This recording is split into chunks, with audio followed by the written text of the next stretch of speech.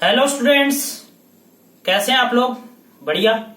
चलिए, तो आज हम लोग नेक्स्ट डिजीज पढ़ेंगे। ये लास्ट है हमारा बैक्टीरियल डिजीज। इसके बाद हम लोग अब नेक्स्ट दूसरे पैथोजन का डिजीज स्टार्ट करेंगे, जैसे वायरल डिजीज स्टार्ट करेंगे, जिसमें हम लोग कॉमन कोल्ड वगैरह के बारे में आपको बताएंगे। कॉमन कोल्ड क्या है, एड्स वगैरह के बारे में हम लोग। वायरल डिजीज ये हमारा लास्ट डिजीज है। इस डिजीज का नाम है डिप्थेरिया। डिप्थेरिया देख सकते हैं बाबू, अगर हम डिप्थेरिया की बात करें तो ये आपका डिप्थेरिया आज का लास्ट क्लास है, लास्ट डिजीज है। इसके बाद हम लोग वायरल डिजीज डिस्कस करेंगे नेक्स्ट क्लास से, ठीक है? तो आप इस पूरे सेशन के बीच में, मतलब इस पूरे क्लास के बीच में आप इसका एक स्क्रीनशॉट ले लीजिएगा, ठीक है? हम आपको पूरा डिटेल्स समझा देते हैं क्या है इसका। फॉर्मेट वही रहेगा हमारा, introduction, causes, affected organ, incubation period, mode of infection, sign and symptoms, test यानी इन्वेस्टिगेशन और ट्रीटमेंट। चलिए स्टार्ट करते हैं। सबसे पहले हम लोग इंट्रोडक्शन के ऊपर आते हैं बाबू। तो अगर हम लोग इंट्रोडक्शन की बात करें तो अगर डिप्थेरिया है तो डिप्थेरिया आप देख सकते हैं कि डिप्थेरिया भी एक बैक्टीरियल डिजीज ही है। क्या बाबू? एक बैक्टीरियल डिजीज है। इंट्रोडक्शन में आप देखिएगा कि ये इंट्रोडक्शन है। इंट्रोडक्शन में सबसे पहले हम लोग इसके बारे में जानते हैं कि ये क्या है। ये एक सीरियस बैक्टीरियल डिजीज है जो कि इन्फ्लामेशन और इन्फेक्शन करता है आपके नोज में जो मेम्ब्रेन्स होते हैं, नोज में जो म्यूकोसा होता है, उस म्यूकोसा मेम्ब्रेन को और थ्रोट को ये मोस्टली इफेक्टेड करता है। टॉन्सिल्स वगैरह जो होते हैं तो वो सारे चीज को इफेक्टेड करता है। ये एक बैक्टीरियल डिजीज है जो कि बाबू एक बैक्टीरिया से होता है। वो बैक्टीरिया का नाम है कोरोनी डिप्थेरी नामक एक बैक्टीरिया होता है, जो कि एक कोरोनी बैक्टीरियम डिप्थेरी एक बैक्टीरिया है, डिप्थेरियाई। उस बैक्टीरिया के कारण ये होता है। तो ये हमारा इंट्रोडक्शन है। इंट्रोडक्शन में आप देख सकते हैं एक सीवियर बैक्टीरियल डिजीज है। ये सीवियर बैक्टीरियल डिजीज होने के साथ साथ ये हमारे नोज में जो मेम्ब्रेन्स होते हैं, म्यूकस जो होता है, लेयर होता है यहाँ पे नोज में म्यूकस लेयर होता है। तो म्यूकस मेम्ब्रेन के ऊपर एक ये सोर लाइक स्ट्रक्चर, एक लेयर बना देता है और थिक लेयर हो जाता है। ये ग्रे कलर का हो जाता है। ये वो सिम्टम्स में देखने को मिलता है पेशेंट के सिम्टम्स में। आगे जब हम सिम्टम्स आपको बताएंगे तो उसमें हम बताएंगे, ठीक है? तो ये मोस्टली क्या होता है कि इसके जो बैक्टीरिया होते हैं, ये बैक्टीरिया यहीं पे जाकर के इफेक्ट करते हैं। कहाँ पे? आपके नोज के ऊपर और थ्रोट के ऊपर, ठीक है?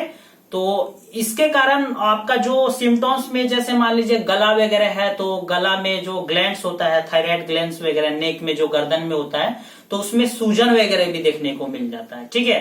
क्योंकि आपके थ्रोट को भी इन्फेक्टेड कर देता है। तो इंट्रोडक्शन में आप लिख सकते हैं कि ये एक बैक्टीरियल डिजीज है बाबू, एक सीरियस डिजीज है, बैक्टीरियल डिजीज है जो कि किस पार्ट को इफेक्ट कर रहा है, which effect the mucus membrane of the nose and throat, ठीक है? इंट्रोडक्शन में आप लिख सकते हैं। टॉन्सिल्स भी आप डाल सकते हैं, उसमें कोई दिक्कत वाली बात नहीं है, ठीक है? अब देखिए, अब अगर हम कॉजेस की बात करें इसके, यानी इसका होने का कारण कि कैसे ये होता है, तो दूसरा पॉइंट हम लोग कॉजेस की बात कर रहे हैं। तो एक बैक्टीरिया के कारण होता है। उस बैक्टीरिया का नाम हमने आपको बता दिया, कोरोनी बैक्टीरियम होता है, जिस बैक्टीरियम का नाम है कोरोनी बैक्टीरियम डिप्थीरिया। ये बैक्टीरिया आप देख सकते हैं, कोरोनी बैक्टीरियम डिप्थीरिया। ये कोरोनी बैक्टीरियम डिप्थीरिया ही है। इसी बैक्टीरिया के कारण ये होता है बाबू। ये बैक्टीरिया का नाम है जिसके कारण क्या होता है, हमारा डिप्थीरिया होता है। तो आप इसके नाम से भी डिजीज का नाम याद कर सकते हैं, या तो डिजीज के नाम से भी आप इस बैक्टीरिया का नाम याद कर सकते हैं, ठीक है? अब नेक्स्ट आते हैं अफेक्टेड ऑर्गन के ऊपर। किसके ऊपर? अफेक्टेड ऑर्गन के ऊपर। अफेक्टेड ऑर्गन हमने आपको बताया था कि अफेक्टेड ऑर्गन कहने का मतलब कि वैसा पैथोजेंस या वो पैथोजेंस जो आपके बॉडी में जा रहा है और आपके बॉडी के जिस पार्ट को प्रभावित कर रहा है, जिस पार्ट पे जाकर के अपना होस्ट बना रहा है, डेट इज अफेक्टेड ऑर्गन होता है। जैसे टाइफाइड हो गया, निमोनिया में लंग्स हो गया, ठीक है? टाइफाइड में स्मॉल इंटेस्टाइन हो गया। तो उसी तरीके से अगर हम बात करें माय डियर स्टूडेंट्स, तो इसमें आप अफेक्टेड ऑर्गन में देख सकते हैं कि जो म्यूकस मेम्ब्रेन्स होते हैं, जो म्यूकस मेम्ब्रेन्स होते हैं, कहाँ के म्यूकस मेम्ब्रेन बाबू? म्यूकस मेम्ब्रेन्स आपके नोज के, कहाँ के?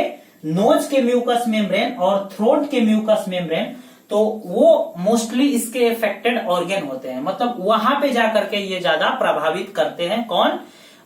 डिप्थीरिया जो नामक बैक्टीरिया है, कोरोनी डिप्थीरिया बैक्टीरियम, तो वो जाकर के वहां पे इफेक्टेड कर देते हैं।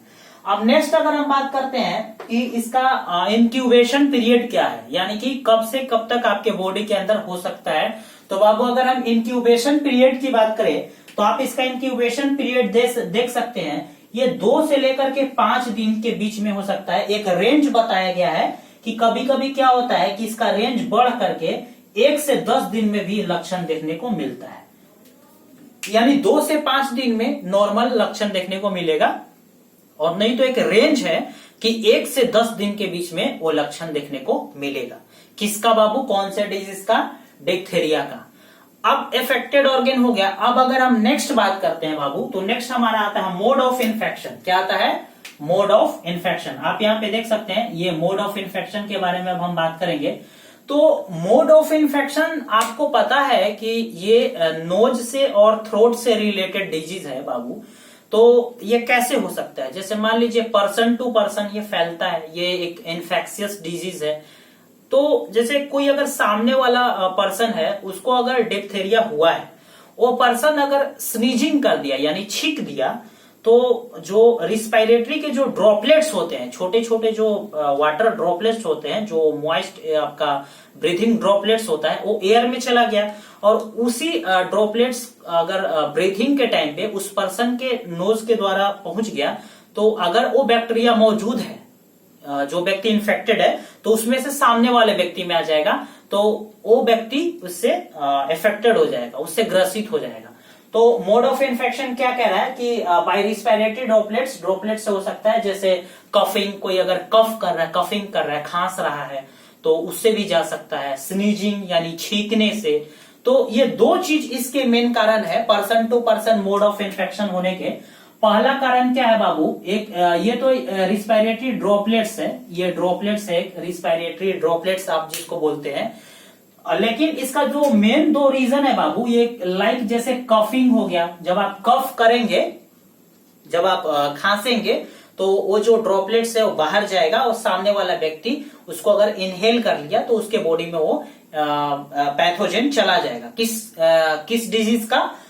डिप्थीरिया डिजीज का। डिप्थीरिया डिजीज का पैथोजन उसके बॉडी में चला जाएगा, और वो व्यक्ति भी, वो पर्सन भी इन्फेक्टेड हो जाएगा डिप्थीरिया से।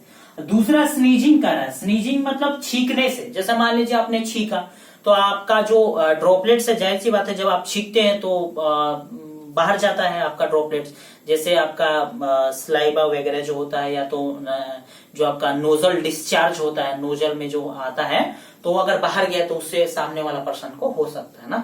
तो ये इसके मोड ऑफ इन्फेक्शन हो गया। अब देखिए, मोड ऑफ इन्फेक्शन के बाद अब हम लोग सिम्टम्स की बात कर लेते हैं, लक्षण की बात कर लेते हैं, यानी इसमें क्या क्या आपको लक्षण दिखने को मिलेगा। तो बाबू हमने आपको बताया था कि जो इफेक्टेड ऑर्गन होगा, अब जैसे मान लीजिए कि इसका इफेक्टेड ऑर्गन क्या है? नोज है। नोज का जो मेम्ब्रेन है, म्यूकोसा है, म्यूकस लेयर है, वो इफेक्ट हो रहा है, साथ में थ्रोट हो रहा है। तो उससे कोरिलेटेड करके हम लोग यहाँ पे सारे सिम्टम्स को देखेंगे। तो अगर हम सिम्टम्स की बात करें तो एक थिक लेयर हो जाता है, एक मोटा सा एक लेयर जम जाता है। कहाँ पे बाबू? एक थिक ग्रे लेयर जम जाता है आपका। लेयर कैसा होता है? ग्रे होता है। एक थिक ग्रे लेयर यहाँ पे जम जाता है, ग्रे मेम्ब्रेन लेयर जम जाता है। कहाँ पे? एक कवरिंग हो जाता है थ्रोट के पास, और आपके जो आप कह सकते हैं ग्लैंड्स जैसे स्वेल्ड अप भी हो जाता है आपका। अब देखिए, जो लिम्फ नोड्स वगैरह होते हैं उसमें आपको ज्यादातर देखने को मिलेगा, जैसे यहाँ पे स्वेलन हो जाएगा लिम्फ नोड वगैरह का, ठीक है। अब लिम्फ नोड वगैरह का स्वेलिंग होने के बाद अब आपको डिफिकल्टी इन ब्रीदिंग भी देखने को मिल सकता है। डिफिकल्टी इन ब्रीदिंग कहने का मतलब कि नोजल नाक में है तो मेम्ब्रेन, म्यूकोसा मेम्ब्रेन क्या हो जाता है बाबू? वो थिक लेयर से क्या हो जाता है कि सोर उसमें डेवलप हो जाते हैं, इन्फ्लेमेशन होने लगता है, इन्फेक्टेड हो जाता है। तो जब आप सांस लेंगे तो आपको सांस लेने में दिक्कत होगा, या तो धीरे धीरे आप सांस लेंगे, नहीं तो बहुत ज्यादा तेज सांस लेंगे। तो वही कह रहा है, या तो रैपिड ब्रीथिंग आप लेंगे, धीरे धीरे लेंगे, डिफिकल्टी है तो रैपिड लेंगे। उसके बाद आपको नोजल डिस्चार्ज होगा, जैसे नाक से पानी आएगा, दैट इज नोजल डिस्चार्ज जिसको आप बोलते हैं। नोजल डिस्चार्ज के बाद फिर आपको फीवर देखने को मिल सकता है, चिल्स देखने को मिल सकता है। तो ये सारा चीज आपका सिम्टम्स देखने को मिल सकता है। क्या क्या सिम्टम देखने को मिल सकता है, एक बार मैं आपको फिर से बता देता हूं। पहला सिम्टम क्या देखने को मिलेगा बाबू, पहला सिम्टम देखने को मिलेगा कि एक थिक लेयर हो जाता है आपके म्यूकोसा मेम्ब्रेन के ऊपर, जो कि नोज में या तो थ्रोट में, ठीक है, ग्रे मेम्ब्रेन में कन्वर्ट हो जाता है। उसके बाद फिर रिस्पायरेटरी प्रॉब्लम देखने को मिलेगा, सांस लेने में दिक्कत होगा, या तो बहुत ज्यादा तेज आप सांस लेने लगेंगे। जो आपके लिम्फ नोड्स वगैरह है, नेक वगैरह जो है वो उसमें स्वेलिंग हो जाएगा, जिसके कारण नेक में जो ग्लैंड होते हैं, थायराइड ग्लैंड्स वगैरह, उसमें स्वेलिंग होने के चाहे उसका साइज बढ़ जाएगा, इनलार्ज हो जाएगा। कफ देखने को, कफिंग वगैरह हो सकता है, पेशेंट को कफिंग होगा, स्नीजिंग वगैरह होगा, नोजल डिस्चार्ज होगा, नाक से पानी आने लगेगा, फीवर होगा क्योंकि इन्फेक्शन है, चिल्स होगा, कपकपाहट होगी। तो ये सारा चीज इसके सिम्टम्स आपको देखने को मिलेंगे। किसमें बाबू, डिप्थेरिया में, ठीक है। आपको अगर अफेक्टेड ऑर्गन याद है तो आप सिम्टम्स लिख लेंगे ना।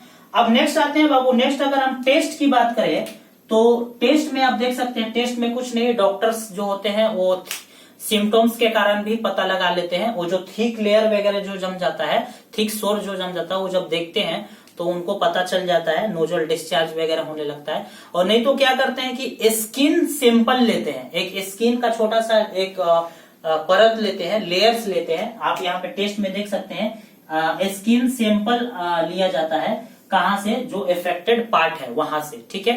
जैसे आपका नोजल का जो मेम्ब्रेन है, म्यूकोसा जहां पे लेयर जम गया है, या नोजल जो डिस्चार्ज हो रहा है, उससे बैक्टीरिया का पता लगा लेते हैं, ठीक है। तो स्किन सैंपल या तो नोजल डिस्चार्ज को लेकर के डॉक्टर्स या सिम्टम्स के द्वारा भी पता लगा लेते हैं कि ये पर्सन जो है डिप्थेरिया से सफरिंग कर रहा है। इसका एक वैक्सीन भी आता है, वैक्सीनेशन भी बचपन में डीपीटी का आपने नाम सुना होगा, जिसमें 3 गो बीमारी से बचाने के लिए डीपीटी का दिया जाता है, टीका वैक्सीन लगवाया जाता है, जिसमें डी का मतलब होता है डिप्थेरिया। तो ये वैक्सीनेशन इसको इसीलिए करवा दिया जाता है बचपन में ही, एक बैक्टीरियल डिजीज है। चलिए अब हम नेक्स्ट अगर ट्रीटमेंट की बात करें, यानी लास्ट हमारा कौन सा है बाबू, ट्रीटमेंट। अगर हम ट्रीटमेंट की बात करें तो ट्रीटमेंट में क्या है, एंटीबायोटिक थेरेपी। एंटीबायोटिक थेरेपी इसलिए क्योंकि बैक्टीरियल डिजीज है। एंटीबायोटिक थेरेपी के साथ साथ, और इसके साथ क्या, एंटीबायोटिक थेरेपी में ही एक आता है मेडिसिन बाबू, जो कि जिसको क्या बोलते हैं, पेनिसिलिन बोलते हैं। क्या बोलते हैं, पेनिसिलिन बोलते हैं। पेनिसिलिन एक मेडिसिन है जो कि एंटीबायोटिक है। अलेक्जेंडर फ्लेमिंग ने इसका खोज किया था इन 1929 में, 1929 में अलेक्जेंडर फ्लेमिंग द्वारा पेनिसिलिन की खोज की गई थी, जो कि एक बार्क ऑफ ट्री से इसको बनाया गया था। वो एक फंगी है। बार्क ऑफ ट्री क्या है, फंगी है, फफूंद है, उससे पेनिसिलिन को बनाया गया है। पेनिसिलिन का 7 जनरेशन है, 7 कैटेगरी है पेनिसिलिन का, अलग अलग कैटेगरी है। उतना ज्यादा आपको नहीं डिटेल्स में जानना है बस बेसिक सा आप ये सारा चीज जान लीजिए। बाबू आप इसका एक स्क्रीनशॉट ले लीजिएगा, क्योंकि स्क्रीनशॉट लेने से होता है कि आपको माइंड में ये चीज रहेगा, फिर बाद में जब आप इस चीज को, इस पूरे चीज को जब आप देखेंगे तो ये पूरा चीज आपको समझ में आ जाएगा। तो ये यहाँ पे हमारा डिप्थेरिया खत्म होता है, बैक्टीरियल डिजीज। अब नेक्स्ट हम लोग वायरल डिजीज स्टार्ट करेंगे। वायरल डिजीज में हम लोग जैसे कॉमन कोल्ड वगैरह पढ़ेंगे, क्या है, जो एनसीईआरटी में दिया हुआ है, ठीक है। तो एक हम लोग एक छोटा छोटा स्लॉट वाइज लेकर के चल रहे हैं, आपको अच्छे से कंप्लीट होगा, मुझे उम्मीद है। हम बहुत अच्छे तरीके से आपको कंप्लीट करवाएंगे ना। तो मिलेंगे आपसे नेक्स्ट क्लास में, तब तक के लिए thank you and have a nice day.